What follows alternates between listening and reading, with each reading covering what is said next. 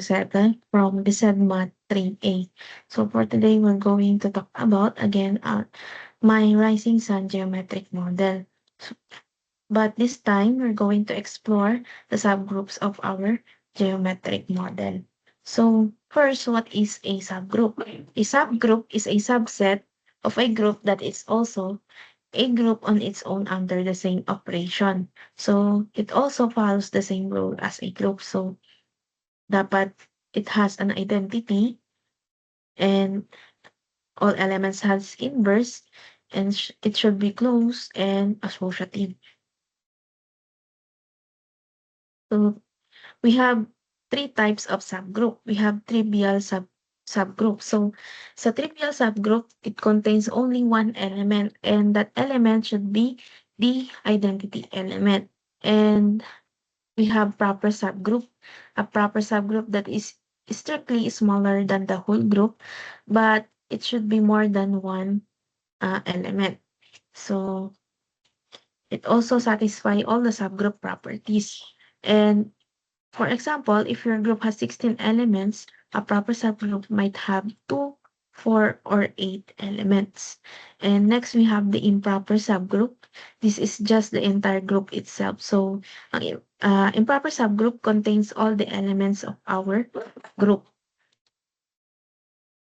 And let's proceed to our improper subgroup.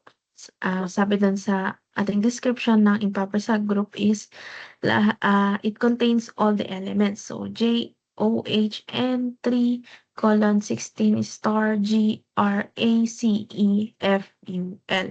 So, na-prove naman natin na si N is a group. So, it is closed and it is associative, has the identity. So, our identity here is J and inverse of all the elements exists. So, J inverse ni J is equals to J, O inverse is equals to star, H inverse is equals to 16, and so on and so forth. So let's proceed to our proper subgroups with two elements. So we have J and 3. So let's check kung close siya. So as you can see, lahat naman ng na-obtain nating answer dito sa ating table is nandoon siya sa set. So ibig sabihin, it is closed. And it is also associative. So has the identity element, so which is J. Dito siya sa ating set, si J. And inverse of all the elements exist. So J inverse is equals to J and 3 inverse is equals to 3. Therefore, N2 is a subgroup. Next, we have JG. So JG is closed also and associative and has the identity element. So nandito si J sa ating set and inverse of all elements exists. So J inverse is equals to J and G inverse is equals to sarili niya G. And next we have JR. So JR is also close, associative, and has the identity element. So yung J, andito siya sa ating set. And inverse of all elements exists. So J inverse equals to J, R inverse is equals to R. So therefore, N4 is also a subgroup. Next, we have JA. So JA is closed and associative and also has the identity element. So J and inverse of all elements exists. So J star J inverse of J is equals to J and inverse of A is equals to A. So we have JC. So, it is also close since yung na-obtain nating mga answers is nandun pa rin sa set natin. So, close is also associative, has the identity element J, and inverse of all elements exist. So, we all know J inverse is equals to J, C inverse is equals to C. Next, you have JE. So, it is also closed, associative, has the identity element J, and inverse of all elements exists. So J inverse is equals to J and E inverse is equals to E. So therefore, N7 is also a subgroup. So JF, next we have JF.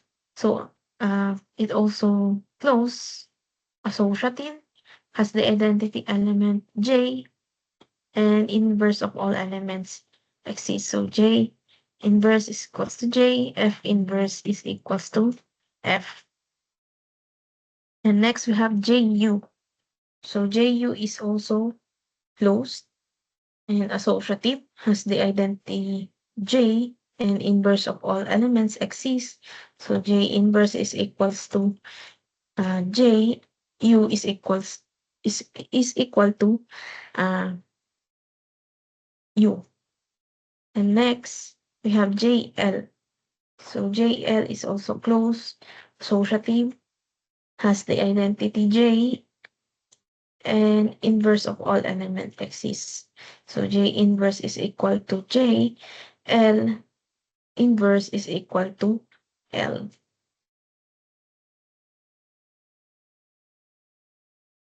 Next, we have subgroups with 4 elements. So we have J, H, 3, and 16. So let's check kung close ba siya.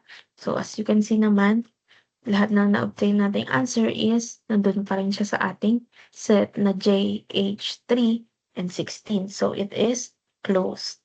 And also associative since galing naman siya sa ating group na N.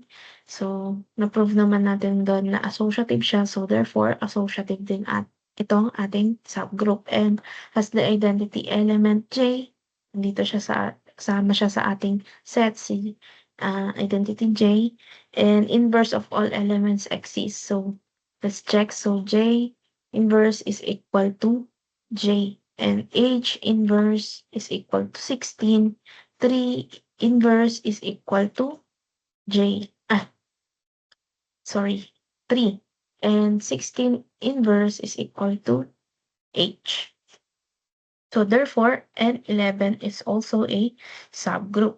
So J, 3, G, R. So we have the set of J, 3, G, R. So let's check kung close ba siya. So as you can see naman, lahat ng ating na-obtain na answer sa ating table is nasa ating set pa rin. So it is closed. And associative, since nga galing din siya sa ating group N, so this is associative.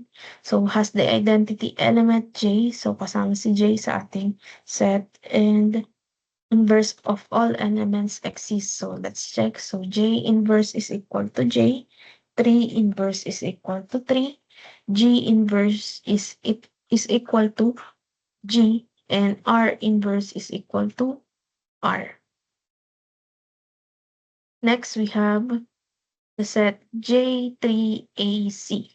So J3AC is closed.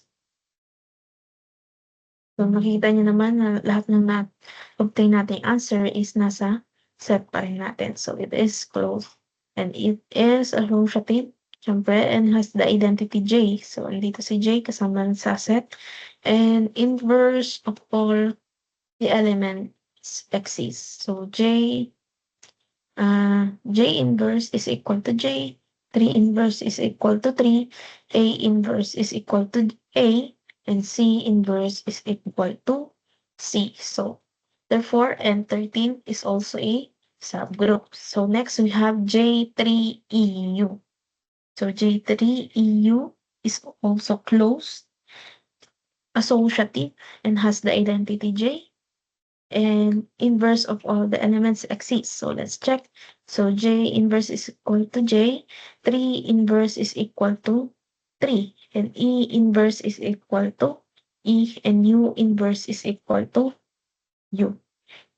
So therefore, N14 is also a subgroup.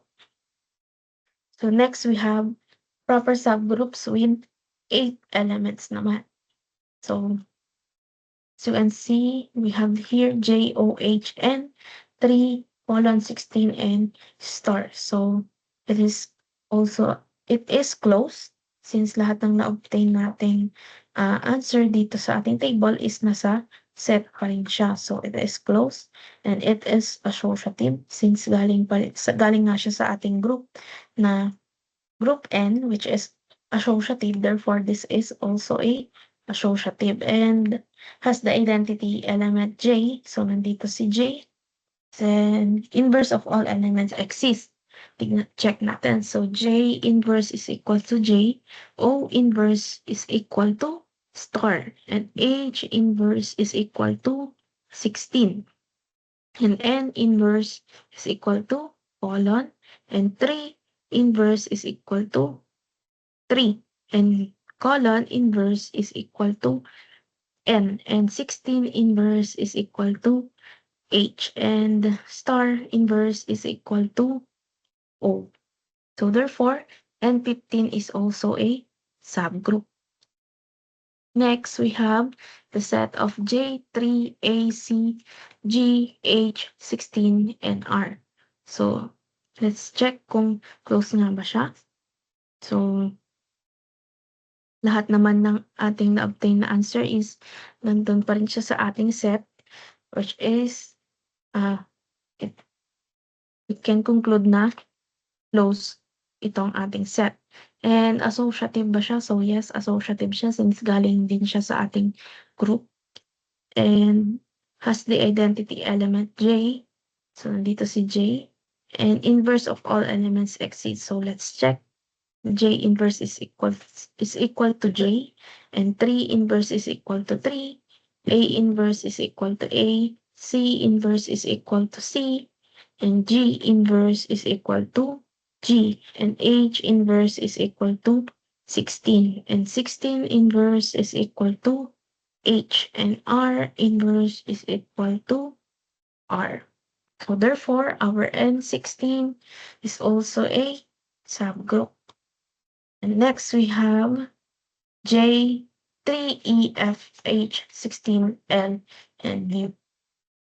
And as you can check, this set is closed since lahat ng na-obtain natin dito sa ating table is nandun pa rin sa set natin. So it is closed and is also associative and has the identity element J. Nandito si J, nag-exist siya. And inverse of all elements exist. So let's check. J inverse is equal to J. 3 inverse is equal to 3. E inverse is equal to E. And F inverse is equal to F. And H inverse is equal to 16. And 16 inverse is equal to H. And L inverse is equal to L. And U inverse is equal to U. So therefore, N17 is also a subgroup. And next, we have the trivial subgroup. So sabi na sa description kanina, ang trivial subgroup contains one element, and that one element is our identity element. So it is closed, it is associative, and has the identity element J, and inverse of the all element is exists. So our N18 is also a subgroup. So this is the list of all the subgroups of group N. So we have a total of 18 subgroups.